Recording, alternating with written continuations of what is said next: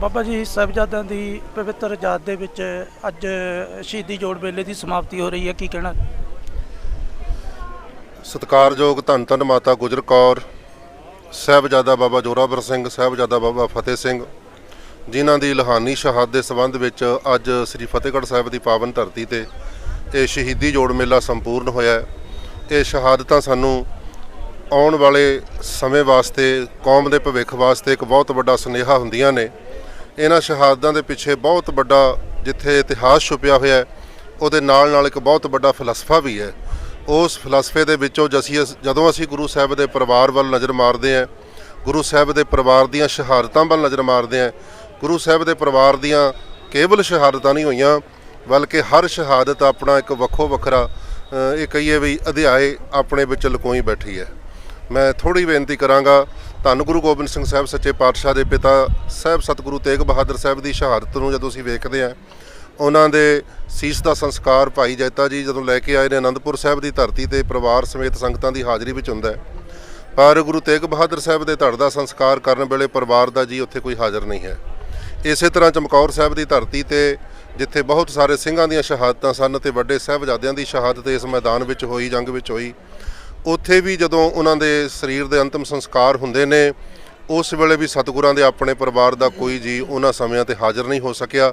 ਬਿਲਕੁਲ ਇਸੇ ਤਰ੍ਹਾਂ ਸਰਹੰਦ ਦੀ ਧਰਤੀ ਦੇ ਉੱਤੇ ਪਾਤਸ਼ਾਹ ਦੇ ਪਰਿਵਾਰ ਦੇ 3 ਸਰੀਰ, ਜਿਨ੍ਹਾਂ ਵਿੱਚ ਇੱਕ ਸਰੀਰ ਇੰਨਾ ਬਜ਼ੁਰਗ ਲਗਭਗ 80 ਸਾਲ ਦੀ ਉਮਰ ਤੇ 2 ਸਰੀਰ 7 ਸਾਲ ਤੇ 9 ਸਾਲ ਦੀਆਂ ਮਾਸੂਮ ਜਿੰਦਾਂ, ਇਹ ਦੋਵੇਂ ਉਮਰਾਂ ਐਸੀਆਂ ਹੁੰਦੀਆਂ ਨੇ ਜਿਹਦੇ ਵਿੱਚ ਕਿਸੇ ਨਾ ਕਿਸੇ ਆਸਰੇ ਦੀ ਲੋੜ ਪੈਂਦੀ ਹੈ। ਬੁਢੇਪਾ ਵੀ ਆਸਰਾ ਭਾਲਦਾ ਹੈ, ਬਚਪਨ ਵੀ ਕਿਸੇ ਦੀ ਉਂਗਲੀ ਫੜ ਕੇ ਤੁਰਨ ਦੀ ਉਮੀਦ ਰੱਖਦਾ ਹੈ। ਪਰ ਇਹ ਜਿਹੜੇ 3 ਸਰੀਰ ਇੱਥੇ ਸ਼ਹੀਦ ਹੋਏ ਨੇ, ਇਹਨਾਂ ਦੀ ਸ਼ਹਾਦਤ ਤੇ ਬਹੁਤ ਹੀ ਲਸਾਨੀ ਹੈ ਤੇ ਇਹਦੇ ਵਿੱਚ ਮੈਂ ਬੇਨਤੀ ਕਰਾਂਗਾ ਵੀ ਇਹਨਾਂ ਦੇ ਸੰਸਕਾਰ ਵੇਲੇ ਵੀ ਪਾਤਸ਼ਾਹ ਦੇ ਪਰਿਵਾਰ ਦਾ ਕੋਈ ਦੂਸਰਾ ਜੀ ਇਸ ਸਮੇਂ ਤੇ ਹਾਜ਼ਰ ਨਹੀਂ ਹੋ ਸਕਿਆ। ਆਖਰੀ ਗੱਲ ਜਦੋਂ ਕਹੀਏ ਵੀ ਗੁਰੂ ਗੋਬਿੰਦ ਸਿੰਘ ਸਾਹਿਬ ਸੱਚੇ ਪਾਤਸ਼ਾਹ ਨੰਦੇੜ ਦੀ ਧਰਤੀ ਤੇ ਆਪ ਜੋਤੀ ਜੋਤ ਸਮਾਉਂਦੇ ਨੇ ਕੱਤਕ ਸੁਦੀ ਪੰਚਮੀ ਵਾਲੇ ਦਿਨ 1708 ਈਸਵੀ ਨੂੰ, ਉਸ ਵੇਲੇ ਵੀ ਪਾਤਸ਼ਾਹ ਦੇ ਆਪਣੇ ਪਰਿਵਾਰ ਦਾ ਕੋਈ ਜੀ ਉਹਨਾਂ ਦੇ ਅੰਤਮ ਦਰਸ਼ਨ ਕਰਨ ਵਾਲਾ ਨਹੀਂ ਸੀ। ਸੋ ਮੈਂ ਇਸ ਗੱਲ ਨੂੰ ਜਿੰਨਾ ਮਰਜ਼ੀ ਲੰਬਾ ਲੈ ਜਾਵਾਂ, ਕੇਵਲ ਇੰਨੀ ਬੇਨਤੀ ਕਰਾਂਗਾ ਵੀ ਕੌਮ ਇਹਨਾਂ ਸ਼ਹੀਦੀਆਂ ਨੂੰ ਯਾਦ ਰੱਖ ਕੇ ਆਪਣੇ ਜ਼ਿਹਨ ਵਿੱਚ ਵਸਾ ਕੇ ਆਉਣ ਵਾਲੇ ਭਵਿੱਖ ਦੇ ਨਕਸ਼ੇ ਨੂੰ ਇਹਦੇ ਵਿੱਚੋਂ ਸਿਰਜਣਾ ਹੁੰਦਾ ਹੈ ਤੇ ਇਸ ਸ਼ਹਾਦਤਾਂ ਨੇ ਸਾਨੂੰ ਅਗਵਾਈ ਦੇਣੀ ਹੁੰਦੀ ਹੈ, ਸੇਧ ਦੇਣੀ ਹੁੰਦੀ ਹੈ।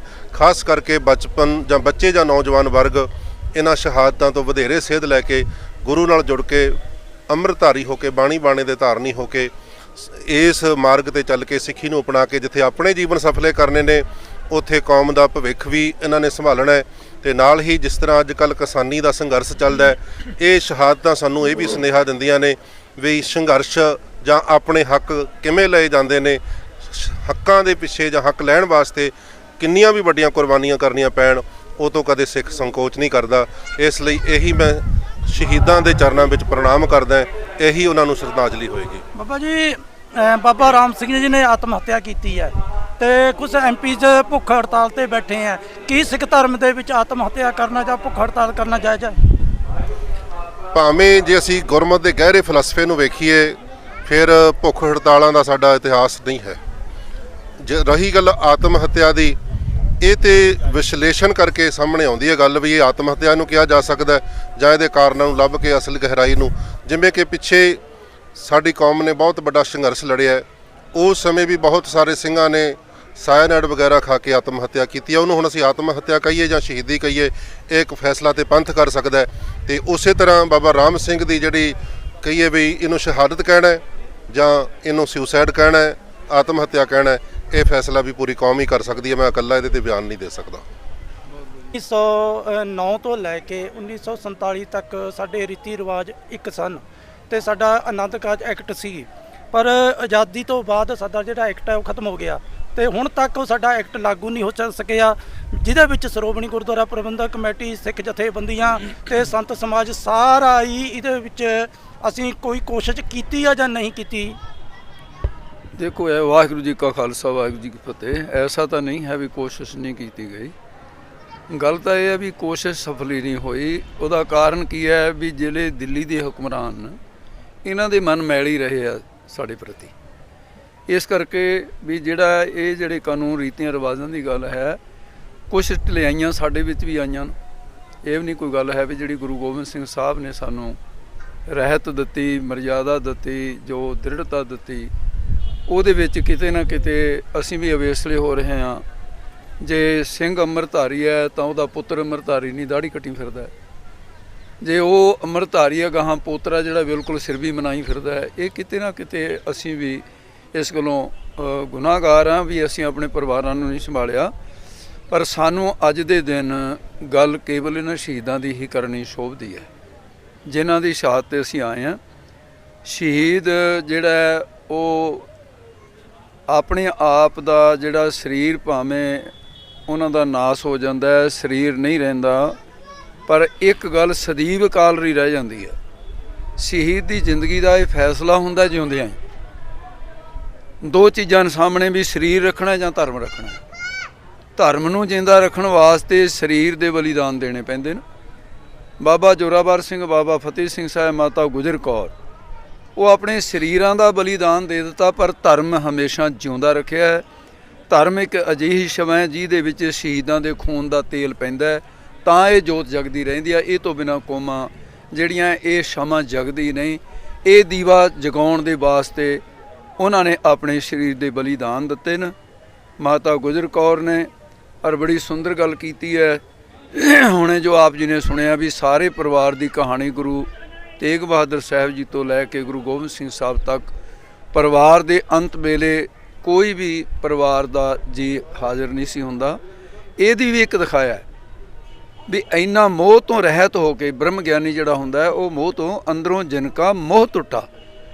ਨਹੀਂ ਤਾਂ ਮਾਤਾ ਸਾਹਿਬ ਕੌਰ ਤਾਂ ਕੋਲ ਹੀ ਸੀ ਗੁਰੂ ਗੋਬਿੰਦ ਸਿੰਘ ਸਾਹਿਬ ਦੇ, ਉਹਨਾਂ ਨੂੰ ਆਪਣੇ ਸਾਹਮਣੇ ਤੋਰਿਆ ਵੀ ਤੁਸੀਂ ਜਾਓ, ਦਿੱਲੀ ਚਲੇ ਜਾਓ। ਇੱਕ ਮੈਂਬਰ ਤਾਂ ਹੈਗਾ ਸੀ ਕੋਲ। ਇਸ ਕਰਕੇ ਗੁਰੂ ਸਾਹਿਬ ਨੇ ਇਹ ਦਿਖਾਇਆ ਵੀ ਅੰਦਰੋਂ ਜਿਨਕਾ ਮੋਹ ਟੁੱਟਾ ਤਿਨਕਾ ਸ਼ਬਦ ਸੱਚੇ ਸਵਾਰਿਆ, ਵੀ ਦੇ ਅਨਿਤ ਨਾ ਨਿਤ ਰਹਿ ਜਸ ਨਾਵ ਚੜ੍ਹੈ ਪਗ ਸਾਗਰ ਤਰੈ। ਉਹਨਾਂ ਸ਼ਹੀਦਾਂ ਨੂੰ ਨਮਸਕਾਰ ਹੈ। ਭਾਈ ਤੁਹਾਡਾ ਵੀ ਮੀਡੀਆ ਵਾਲਿਆਂ ਦਾ ਧੰਨਵਾਦ ਹੈ ਵੀ ਤੁਸੀਂ ਇਹ ਸੇਵਾ ਨਿਭਾ ਰਹੇ ਹੋ, ਅਤੇ ਸਤਿਗੁਰੂ ਮਹਾਰਾਜ ਸਾਹਿਬ ਜੀ ਕਿਰਪਾ ਕਰਨ। ਇਹ ਇੱਕੋ ਹੀ ਇੱਕ ਐਸਾ ਅਸਥਾਨ ਹੈ, ਇੱਕੋ ਹੀ ਐਸਾ ਜੋੜ ਮੇਲਾ ਹੈ ਜਿੱਥੇ ਕੀਰਤਨ ਸੋਲਾ ਪੜ੍ਹ ਕੇ ਸਮਾਪਤ ਕੀਤੀ ਜਾਂਦੀ। ਤੁਸੀਂ ਕਦੇ ਨਹੀਂ ਦੇਖੋਗੇ ਵੀ ਕੀਰਤਨ ਸੋਲਾ ਪੜ੍ਹ ਕੇ ਸਮਾਪਤੀ ਹੋ। ਕਾਰਨ ਕੀ ਹੈ? ਇਹ ਜੋੜ ਮੇਲਾ ਪ੍ਰਤੀਕ ਹੈ ਕਿ ਉਸ ਵੇਲੇ ਦੀ ਜ਼ਾਲਮ ਸਰਕਾਰ ਨੇ, ਭਾਵੇਂ ਉਹ ਇਹ ਕਿਹਾ ਗਿਆ ਜੀ ਉੱਥੇ 1400 ਲੋਕ ਅਰਥੀ ਦੇ ਨਾਲ ਗਾਏ, ਇਹ ਗੱਲ ਵਾਜਬ ਨਹੀਂ ਹੈ, ਇਹ ਹੋਈ ਹੀ ਨਹੀਂ। ਅੰਦਰ ਬੜੇ ਬੈਠੇ ਸੀ ਲੋਕ। ਇਹ ਠੀਕ ਹੈ ਵੀ 1400 ਘਰਾਂ ਵਿੱਚ ਰੋਟੀ ਨਹੀਂ ਪੱਕੀ ਉਸ ਦਿਨ, ਇਹ ਗੱਲ ਸੱਚ ਹੈ, ਲੇਕਿਨ ਸਰਕਾਰ ਤੋਂ ਡਰਦੇ ਅਰਥੀ ਦੇ ਨਾਲ ਕੋਈ ਤੁਰ ਵੀ ਨਹੀਂ ਸਕਿਆ। ਅਰਥੀ ਨਾਲ ਤੁਰਨ ਵਾਲੇ ਚੰਦ ਬੰਦੇ ਸਨ। ਔਰ ਬਾਬਾ ਮੋਤੀ ਰਾਮ ਮਹਿਰਾ ਨੂੰ ਕੀ ਸਜ਼ਾ ਮਿਲਦੀ ਹੈ? ਇਹਨਾਂ 'ਚੋਂ ਚਾਰਾਂ ਦੇ ਵਿੱਚੋਂ ਜੇ ਬਚੇ ਹੈ ਤਾਂ ਭਾਈ ਰਾਮਾ ਤੇ ਤਲੋਕਾ ਬਚੇ, ਦਮਦਮੇ ਸਾਹਿਬ ਚਲੇ ਗਏ। ਬਾਬਾ ਮੋਤੀ ਰਾਮ ਨੂੰ ਉਹਦੇ ਸਾਹਮਣੇ ਉਹਦਾ ਇਕਲੌਤੇ ਬੇਟੇ ਨੂੰ ਕੋਲੂਥੀ ਪੀੜਿਆ ਕਿ ਆਹ ਦੇਖ ਅੱਖਾਂ ਦੇ ਸਾਹਮਣੇ ਤੂੰ ਦੁੱਧ ਪਿਆ ਆ, ਆਪਦੀ ਸਜ਼ਾ ਹੈ। ਉਹਦੇ ਸਾਹਮਣੇ ਉਹਦੀ ਬੋਟੀ ਨੂੰ ਪੀੜਿਆ, ਉਹਦੇ ਸਾਹਮਣੇ ਉਹਦੀ ਮਾਂ ਨੂੰ ਪੀੜਿਆ। ਉਦੋਂ ਬਾਅਦ ਫਿਰ ਬਾਬਾ ਮੋਤੀ ਰਾਮ ਮਹਿਰੇ ਨੂੰ ਕੋਲੂਥੀ ਪੀੜ ਕੇ ਸ਼ਹੀਦ ਕਰ ਦਿੱਤਾ। ਅਤੇ ਬਾਬਾ ਟੋਡਰ ਮੱਲ ਦੀ ਬਾਰੀ ਆਈ, ਬਾਬਾ ਟੋਡਰ ਮੱਲ ਨੂੰ ਵੀ ਇਸੇ ਤਰ੍ਹਾਂ ਪਰਿਵਾਰ ਸਮੇਤ ਉਹਨੂੰ ਖਤਮ ਕੀਤਾ। ਉਹਦੇ ਕਿਸੇ ਸੰਬੰਧੀ ਨੇ ਬਾਬਾ ਟੋਡਰ ਮੱਲ ਦੀ ਇੱਥੋਂ ਰਾਖ ਚੁੱਕੀ ਅਤੇ ਉਹਦੇ ਖੇਤਾਂ ਦੇ ਵਿੱਚ ਕਾਕੜਾ ਪਿੰਡ ਹੈ ਉਹਨਾਂ ਦਾ, ਉਸ ਥਾਂ 'ਤੇ ਉਹ ਰਾਖ ਜਾ ਕੇ ਦੱਬੀ। ਠੀਕ ਹੈ, ਇਹ ਸਾਡੇ ਪੰਥ ਦੇ ਵਿੱਚ ਭੁਲੇਖੇ ਪਾਉਣ ਵਾਲੀਆਂ ਜਾਂ ਫਿਰ ਕੁਝ ਅਗਿਆਨਤਾ ਦੇ ਕਾਰਨ ਜਾਂ ਕਿਤੇ ਸਵਾਰਥ ਦੇ ਕਾਰਨ, ਅਤੇ ਅੱਜ ਇਹ ਵੀ ਕਿਹਾ ਜਾਂਦਾ ਵੀ ਸਾਹਿਬਜ਼ਾਦਿਆਂ ਦੀਆਂ ਅਸਥੀਆਂ ਜੀ ਇਸ ਥਾਂ 'ਤੇ ਨੇ। ਮੈਂ ਸਮਝਦਾ ਇਸ ਅਸਥਾਨ ਦੀ ਮਹਾਨਤਾ ਘਟਾਉਣ ਵਾਸਤੇ ਇਹ ਕਿਤੇ ਨਾ ਕਿਤੇ ਕਿਸੇ ਗਲਤੀ ਨਾਲ ਇਹ ਗੱਲ ਸ਼ੁਰੂ ਹੋਈ ਹੈ। ਨਹੀਂ ਤਾਂ ਇਸ ਗੱਲ ਦੀ ਗਵਾਹੀ ਹੈ ਕਿ ਬਾਬਾ ਹਰਬੰਸ ਸਿੰਘ ਨੇ ਇਹਦੀ ਸੇਵਾ ਸ਼ੁਰੂ ਕੀਤੀ। ਅਜੇ ਕੱਲ੍ਹ ਦੀਆਂ ਗੱਲਾਂ ਤੁਹਾਡੇ ਵਿੱਚ ਸੱਜਣ ਬਹੁਤ ਹੋਣਗੇ, ਇੱਥੇ ਖੜੇ ਆ, ਭਾਈ ਸਾਹਿਬ ਖੜੇ ਆ।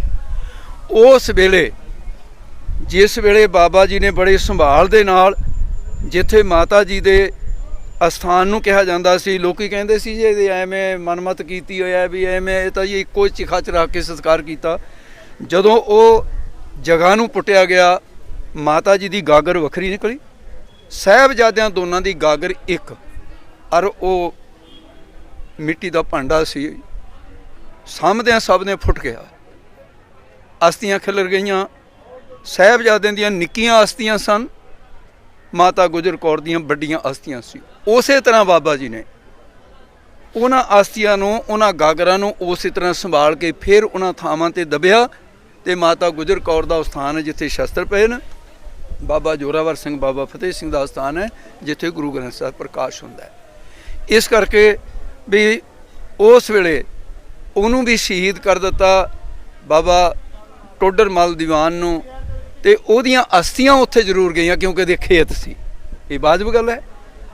ਉਹਨਾਂ ਸ਼ਹੀਦਾਂ ਨੂੰ ਵੀ ਨਮਸਕਾਰ ਹੈ ਜਿਨ੍ਹਾਂ ਨੇ ਆਪਣੇ ਪਰਿਵਾਰ ਗੁਰੂ ਸਾਹਿਬ ਦੇ ਲੇਖੇ ਲਾਤੇ। ਮੋਤੀ ਰਾਮ ਨੇ ਫੈਸਲਾ, ਉਹਦੀ ਮਾਂ ਨੇ ਕਿਹਾ ਸੀ ਬੇਟਾ ਤੈਨੂੰ ਪਤਾ ਹੈ ਵੀ ਬਹੁਤ ਜ਼ਾਲਮ ਹੈ।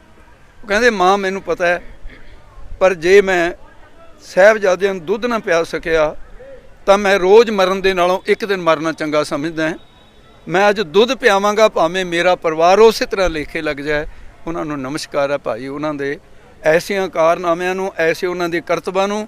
ਤੇ ਇਹੀ ਇੱਕ ਜੋੜ ਮੇਲਾ ਹੈ ਜਿਹੜਾ ਨਗਰ ਕੀਰਤਨ ਉਸ ਲਿਹਾਜ਼ ਨਾਲ ਆਉਂਦਾ ਹੈ ਕਿ ਸੂਬਾ ਸਰਹੰਦ ਵਜੀਦ ਖਾਨ ਦੀ ਅੱਜ ਮੜੀ ਲੱਭਣੀ ਚਾਹੇ ਕੋਈ ਕਬਰ ਨਹੀਂ ਲੱਭੇਗੀ, ਉਹਦਾ ਕੋਈ ਵਾਰਸ ਲੱਭਣਾ ਚਾਹੋ ਵੀ ਇੱਕ ਦੀਵਾ ਜਗਾਉਣ ਵਾਲਾ, ਇੱਕ ਫੁੱਲ ਰੱਖਣ ਵਾਲਾ। ਤੇ ਆ ਬਾਬਾ ਫਤਿਹ ਸਿੰਘ ਸਾਹਿਬ ਦੇ ਵਾਰਸਾਂ ਦੇ ਕਰੋੜਾਂ ਫਲ ਬਾਰੀ ਨਹੀਂ ਮਿਲਦੀ ਇਸ ਤਰ੍ਹਾਂ ਫੁੱਲ ਸਿੱਟਣ ਨੂੰ, ਕਿ ਉਸ ਵੇਲੇ ਤਾਂ ਸਾਡੇ ਬਜ਼ੁਰਗ ਨਹੀਂ ਸੀ ਫੁੱਲ ਭਰਾ ਸਕੇ ਤੇ ਮਾਤਾ ਜੀ ਤੁਹਾਡੀ ਅਰਥੀ ਨਾਲ ਨਹੀਂ ਸੀ ਜਾ ਸਕੇ। ਅਸੀਂ ਉਹਨਾਂ ਦੇ ਵਾਰਸ ਹੈ ਐਨੇ। ਇਹ ਉਸ ਦਾ ਪ੍ਰਤੀਕ ਹੈ ਵੀ ਜਿਵੇਂ ਅਰਥੀ ਦੇ ਮਗਰ ਬਹੁਤ ਸਾਰੇ ਲੋਕ ਆਪਣੀ ਹਮਦਰਦੀ ਪ੍ਰਗਟ ਕਰ ਰਹੇ, ਇਹ ਹਮਦਰਦਾਂ ਦਾ ਇਕੱਠ ਹੈ ਲੱਖਾਂ ਦਾ। ਬਸ ਹੋਰ ਕੀ ਕਹਿਣਾ ਸਿੰਘ ਜੀ, ਹਿਰਦਾ ਭਰਿਆ ਹੋਇਆ। ਵਾਹਿਗੁਰੂ ਜੀ ਕਾ ਖਾਲਸਾ। ਬਾਬਾ ਜੀ ਇੱਕ ਅਹਿਮ ਸਵਾਲ ਹੈ, ਤੁਸੀਂ ਹੁਣ ਬਚਨ ਕਰ ਰਹੇ ਸੀ, ਤੁਸੀਂ ਸੰਬੋਧਨ ਮਾਤਾ ਗੁਜਰ ਕੌਰ ਜੀ ਕਿਹਾ ਤੇ ਸਟੇਜ ਤੇ ਗੁਜਰੀ ਜੀ ਕਿਹਾ ਜਾਂਦਾ, ਇਹਦਾ ਹਾਂ ਇਹ ਮੈਂ ਇਹਨਾਂ ਨੂੰ ਪੁੱਛਣਾ ਚਾਹੁੰਦਾ ਜਿਹੜੇ ਗੁਜਰੀ ਕਹਿੰਦੇ ਇਕੱਲਾ, ਮੈਂ ਤੁਹਾਡੇ ਮਾਧਿਅਮ ਰਾਹੀਂ ਪੁੱਛਣਾ ਚਾਹੁੰਦਾ ਵੀ ਗੁਰੂ ਸਾਹਿਬ ਨੇ ਅੰਮ੍ਰਿਤ ਛਕਾਉਣ ਤੋਂ ਬਾਅਦ ਨਿਗੋਰੇ ਬੰਦੇ ਦੇ ਹੱਥੋਂ ਦਿਆਲਦਾਸ ਦੀ ਸਾਖੀ ਤੁਹਾਡੇ ਸਾਹਮਣੇ ਹੈ, ਭੋਜਨ ਛੱਡ ਦਿੱਤਾ, ਕਹਿੰਦੇ ਅੰਮ੍ਰਿਤ ਛਕ ਤਾਂ ਛਕਾਂਗੇ ਤੇਰੇ ਕੋਲ, ਠੀਕ ਹੈ। ਔਰ ਫਿਰ ਜਦੋਂ ਗੁਰੂ ਸਾਹਿਬ ਨੇ ਇਹ ਹੁਕਮ ਕਰ ਦਿੱਤਾ ਵੀ ਹੁਣ ਕੋਈ ਵੀ ਬੇਅਮਰਤੀਆ ਨਹੀਂ ਰਹੇਗਾ, ਔਰ ਫਿਰ ਮਾਤਾ ਗੁਜਰ ਕੌਰ ਦੇ ਅੰਮ੍ਰਿਤ ਛਕਣ ਦੀ, ਮਹਾਰਾਜ ਦੇ ਮਹਿਲਾਂ ਦੇ ਅੰਮ੍ਰਿਤ ਛਕਣ ਦੀ, ਚਾਰੇ ਸਾਹਿਬਜ਼ਾਦਿਆਂ ਦੇ ਅੰਮ੍ਰਿਤ ਛਕਣ ਦਾ ਇੱਕ ਤਾਂਬੇ ਦਾ ਪੱਤਰ ਸੀ। ਜਿਸ ਵੇਲੇ ਸੰਤ ਬਾਬਾ ਅਤਰ ਸਿੰਘ ਜੀ, ਸੰਤ ਹਰੀ ਸਿੰਘ ਕਹਾਰਪੁਰ ਵਾਲੇ, ਇਹਨਾਂ ਮਹਾਂਪੁਰਸ਼ਾਂ ਦੇ ਸੰਤ ਬਾਬਾ ਸੁੰਦਰ ਸਿੰਘ ਜੀ ਪਿੰਡਰਾਂ ਵਾਲੇ, ਇਹ ਪੰਜ ਪਿਆਰਿਆਂ 'ਚ ਲੱਗੇ ਜਦੋਂ ਉਹ ਨੀਹਾਂ ਪੁਰਾਣੀਆਂ ਖੁਦ ਜਿਹੜੀ ਹੁਣ ਇਮਾਰਤ ਬਣੀ ਹੈ, ਇਹ ਇਮਾਰਤ ਬਣਾਉਣ ਵਾਸਤੇ ਜੋ ਪੁਰਾਣੀ ਇਮਾਰਤ ਗੁਰੂ ਸਾਹਿਬ ਦੇ ਵੇਲੇ ਦੀ ਸੀ, ਉਹਦੇ 'ਚ ਤਾਂਬਰ ਪੱਤਰ ਨਿਕਲਿਆ ਸੀ, ਉਹਦੇ 'ਤੇ ਲਿਖਿਆ ਸੀ ਵੀ ਇਹ ਸਾਰੇ ਪਰਿਵਾਰ ਨੇ ਅੰਮ੍ਰਿਤ ਛਕਿਆ। ਮੈਂ ਇਹਨਾਂ ਨੂੰ ਪੁੱਛਦਾ ਵੀ ਅੰਮ੍ਰਿਤਧਾਰੀ ਨੂੰ ਕੌਰ ਕਹਿਣਾ ਇਹ ਪੰਥ ਦੀ ਮਰਿਆਦਾ ਦੇ ਅਨੁਸਾਰ ਹੈ ਕਿ ਪੰਥ ਤੋਂ ਉਲਟ ਹੈ?